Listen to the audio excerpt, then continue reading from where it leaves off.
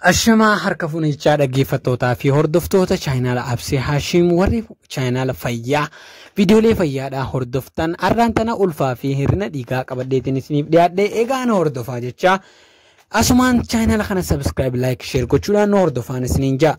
Ulfaa fi hir'ina dhiigaa wayita ulfaa fedhii yookaan barbaachisummaan ayireenii elementii dhiiga oomishuudhaaf yookaan hojjechuudhaaf gargaaru hedduu kan dabaluudha. Keessumaa ammoo mucaa garaa keessaa lakkuu yookaan altokkotti ilmoo lama yoo ta'e ayireeniin hedduu waan barbaachisuuf carraan hir'ina dhiigaa qabaachuu haadhaa baay'ee olka'aadha jechuudha. Harmeen garatti ba'attu tokko qaama lama waan soortuuf nyaata ga'aa fi madaalaa yoo soorachuu dhabde namoota biroo hedduu caalaa dhibeen keessumaa kan hir'ina dhiigaa irra ga'uu mala jechuudha. Keessumaa hir'ina vitaamin B12 fi filootii irraan kan ka'e jechuudha.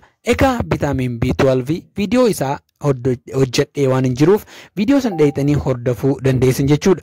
Dhangala'uun dhiigaa yookaan da'umsa dura dhiigni dhangala'u yeroo da'umsaa fi da'umsaa booda irraa kan ka'e akkasumas wayita ulfaa dhibeewwan hir'ina dhiigaaf nama saaxilan keessaa infekshinii dhukkuba buseeti.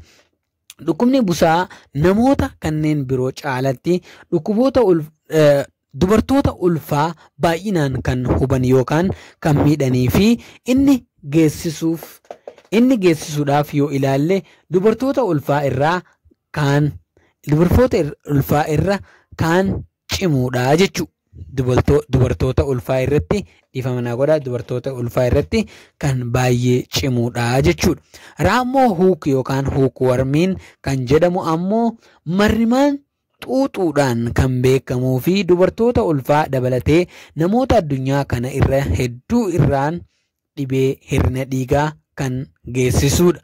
Egaa namoota garaa qaban yookaan ulfa qaban qofa osoo hin taane namoota addunyaa kanarra jiraatan irra namoota baay'ee irratti huukworm yookaan raammoo huuk kan jedhaniin namoota baay'ee irratti hir'ina dhiigaa kan fidudha jechuudha. Dabalataan harmeen tokko amma osoo boqonnaa gidduutti hin fudhatin kan walirratti keessumaa waggaadhaan deessu ta'e dhibee hir'ina dhiigaa kanaaf salphatti saaxilamti jechuudha. Egaa furmaanni yoo maali kan jedhu nyaata baay'inaan dhiiga diimaa yookaan dhiiga diimaa keenya dabaluu malan akka tiruu beeyladootaa, hanqaaquu foonii, foon diimaa akkasuma erga bilchaatee booda jechuudha foon diimaa fi kan kana fakkaatan hanga danda'an soorachuudha. Elementii ayireenii dabalataa kan bakka hordoffii da'umsaa duraan irraa kennamu seeraan fudhachuudha. Kun egaa kiniin yeroo ulfaa namaaf kennamu san jechuudha. Kiniin san hordoffiidhaan karaa seera qabeessaan akka isaan siif kennanitti fudhachuudha jechuudha yookaan liqimsuudha jechuudha. Hordoffii ofirras hafuu dhiisuudha jechuudha. Hordoffii ofii gochuu wayyaa jechuudha. Egaa fayyaan faayaa waan dhaggeeffataniif hedduu galatoomaa jecha arraan tanaa xiqqashoo nin dadhabee kanaafuu dhiifama naa godhaadhaa turtii gaarii Absee Haashimii.